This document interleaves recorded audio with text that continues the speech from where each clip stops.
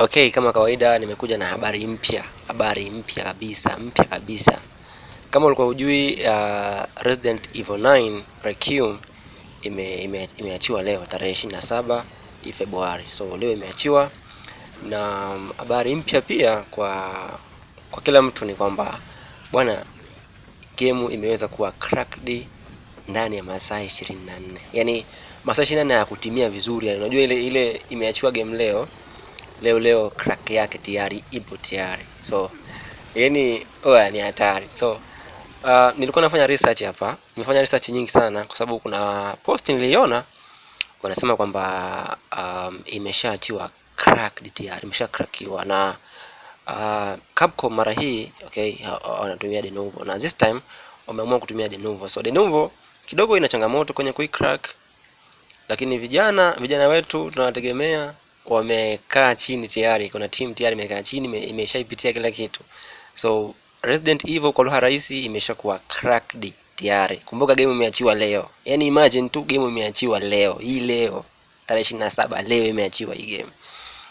So niliona posti and nikafanya tafiti zangu kwenye kufuatilia. Kama unavyoona nimefanya tafiti nyingi sana, nimefuatilia everything, every page, every article, kote nimeenda na watu wanajitapa sana. This time Capcom wana kazi kubwa sana, kwa sababu unajua makampuni yanaandaa muda mrefu sana, wanajiandaa, wanatumia muda mwingi na hela nyingi kuweza kutengeneza hizi games. Lakini soon stable, imagine wewe umeachia kitu chako ambacho ulikuwa unakitengeneza kwa miaka 2, 3, 4, ulikuwa unakiandaa unakitengeneza, alafu unakuja kukiachia ndani hiyo siku ambayo umekiachia, kuna watu wanakipata bure kabisa. Yani like no sweat, yani hamna kutumia nguvu, hamna nini. So last time tumeona katika ile Black Myth Wukong kwenye crack ile kutumia ile hypervisor. Okay, ilikuwa ni de novo pia na ilikuwa ina ugumu kidogo, lakini sio ngumu kiasi hicho. So this time kupitia hii Resident Evil 9 imekuwa rahisi sana, yani imezidi kuwa rahisi. So hakuna kona nyingi. So nitaonesha baadhi hapa ya baadhi ya details. So kama unavyoona nilifanya tafiti nyingi sana, nimepitia kila article, nimesoma, nimejaribu kuelewa, nimefuatilia, nimejifunza vingi of course. Na of course riski kubwa ambayo wanasema ipo katika de novo au katika njia ambayo ninatumia ile hypervisor ni kwamba ni issue ya usalama. Unajua data zako zinakuwa zipo katika risk, kwa sababu de novo inakuja katika core kabisa, kwenye kernel kule inafanya kazi katika hypervisor. So ni riski kidogo, but najua most gamers hawajali kuhusiana na riski.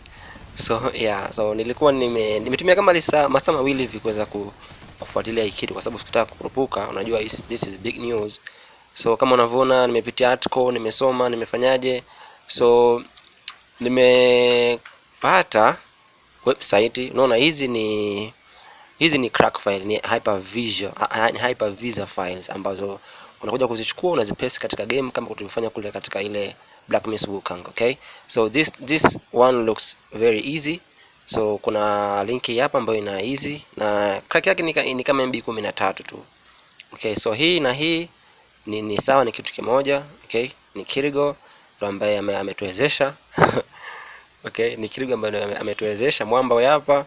Anyway, so kwa kifupi nimeshapata link tayari ya kwenda kudownload hiyo game, na ukihitaji utakomenti neno Resident Evil 9 and then nitakutumia. So website ambayo utaweza kuipata hii game inaitwa Game Drive na iko hapa. Ukitaka link nitakutumia directly.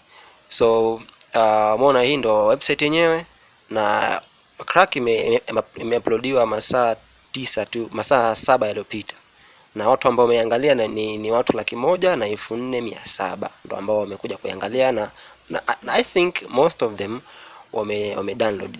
So ukienda katika Steam, ukienda katika Epic Store, hii game inauzwa haipungui $50, ambapo ni sawa kama 120,000 na ngapi sijui huko.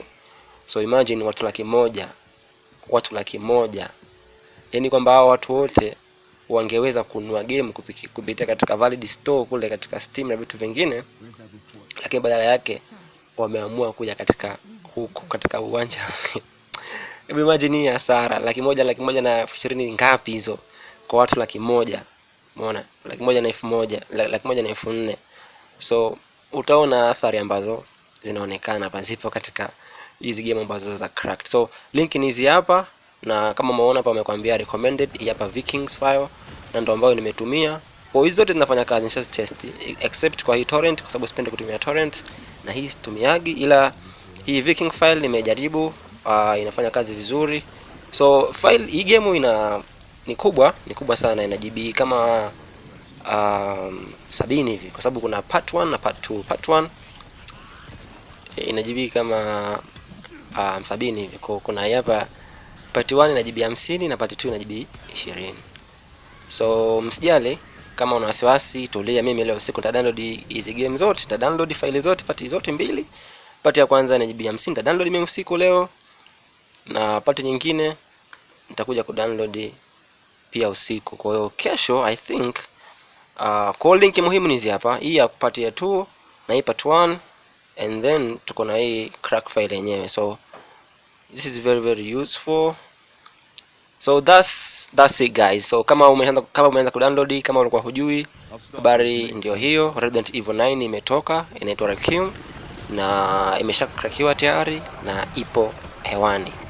So cha kuzingatia ni kwamba hii sio crack ya kawaida, ni inatumia hypervisor, ni de novo, okay? Tunafanya de novo, okay? Natumia hypervisor, na kuna siku nitakuja kuelezea namna process technically jinsi ya game zinavyocrackiwa na inakuwaje mpaka mtu anaweza kucheza games ambazo zimekuwa zimelindwa kupitia de novo au DRM. Inakuwaje, yani cracker wanafanyaje mpaka kufikia sisi kupata game bure. So na nitakuja kueleza kuna siku. So yeah, I think this is good news. So tuambie kwenye comment unafikiria nini, na je, utasubiria kidogo? Wale ndugu zangu wa Black Myth Wukong nafikiri mpaka leo bado wanasubiria.